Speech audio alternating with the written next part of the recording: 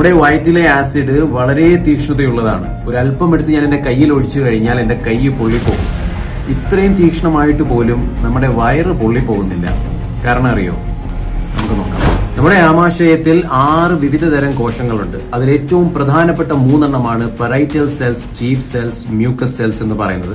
ഇവർ കൂട്ടായി ഉൽപ്പാദിപ്പിക്കുന്ന ദ്രാവകമാണ് ദഹനരസം അല്ലെങ്കിൽ ഗ്യാസ്ട്രിക് ജ്യൂസ് എന്ന് പറയുന്നത്. ഒരു ദിവസം ഏകദേശം 2.5 ലിറ്റർ ഗ്യാസ്ട്രിക് ജ്യൂസ് ആണ് ഉൽപ്പാദിപ്പിക്കപ്പെടുന്നത്.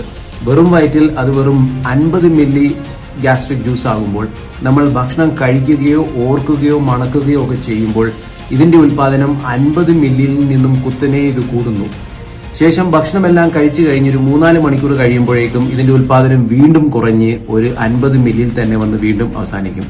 ചുരുക്കി പറഞ്ഞാൽ വെറും വയറാന്ന് നമ്മൾ പറഞ്ഞാൽ പോലും സത്യത്തിൽ നമ്മുടെ വയറ്റിൽ എപ്പോഴും ഒരു 50 മില്ലി ഗ്യാസ്ട്രിക് ജ്യൂസ് എപ്പോഴും കാണും.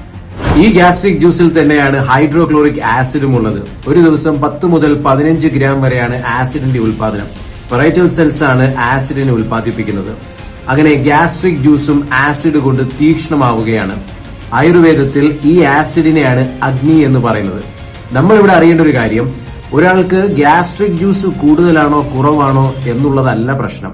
അതേസമയം ഈ 2.5 ലിറ്റർ ഗ്യാസ്ട്രിക് ജ്യൂസിൽ ഒരാൾക്ക് ആസിഡിന്റെ അളവ് കൂടുതലാണോ കുറവാണോ എന്നുള്ളതാണ് പ്രശ്നം. ചിലർക്ക് പെറൈറ്റൽ സെൽസ് വളരെ അധികം ആസിഡ് ഉൽപ്പാദിപ്പിക്കുമ്പോൾ മറ്റു ചിലരുടെ പെറൈറ്റൽ സെൽസ് വളരെ കുറച്ചു മാത്രമേ ആസിഡ് ഉൽപ്പാദിപ്പിക്കുകയുള്ളൂ. അത്യഗ്നി അല്പാഗ്നി എന്ന് ആയുർവേദത്തിൽ പറയും.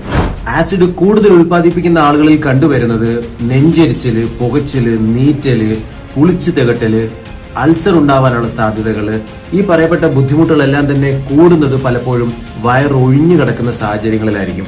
അതേസമയം ആസിഡ് കുറച്ചു മാത്രം ഉൽപ്പാദിപ്പിക്കുന്ന ആളുകളിൽ കണ്ടുവരുന്നത് സ്തംഭനം, വയറു വീർത്തു വരിക, കീഴ്വായു അല്ലെങ്കിൽ ഏമ്പക്കം കൂടുക, അതുപോലെ തന്നെ പോഷണക്കുറവ്, ഈ ബുദ്ധിമുട്ടുകളെല്ലാം തന്നെ പലപ്പോഴും കൂടുന്നത് ഭക്ഷണം കഴിച്ചു കഴിഞ്ഞാൽ ഉടനെയായിരിക്കും. ഇനി ആദ്യം ചോദിച്ച ചോദ്യത്തിന്റെ ഉത്തരം, വയറ്റിൽ ആസിഡ് ഉണ്ടായിട്ട് എന്തുകൊണ്ട് വയറ് പൊള്ളുന്നില്ല? വയറ്റിലെ മ്യൂക്കസ് സെൽസ് വളരെ കട്ടിയുള്ള കഫം പോലത്തെ ഒരു ദ്രാവകം, മ്യൂസിൻ എന്ന് പറയുന്ന ഒരു ദ്രാവകത്തെ ഉൽപ്പാദിപ്പിക്കുന്നു. ഇത് ഏകദേശം 1 mm കനത്തിൽ ഒരു പുതപ്പ് പോലെ വയറിന്റെ ഉൾഭാഗം മുഴുവൻ പടർന്നു കിടക്കുന്നു.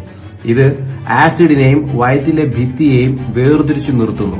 തന്നെയുമല്ല, എന്നും ഇങ്ങനെ ആസിഡുമായിട്ട് മല്ലിടേണ്ടി വരുന്നത് കൊണ്ട് വയറ്റിലെ ഉപരിതലത്തിലെ കോശങ്ങളെ എല്ലാ 3 ദിവസം കൂടുമ്പോൾ പുതുക്കിക്കൊണ്ടേയിരിക്കുന്നു വയറ്. മനുഷ്യ ശരീരത്തിലെ ഏറ്റവും വേഗത്തിൽ പുതുക്കപ്പെടുന്ന കോശങ്ങളിൽ ഒന്നാണ് ഇവർ.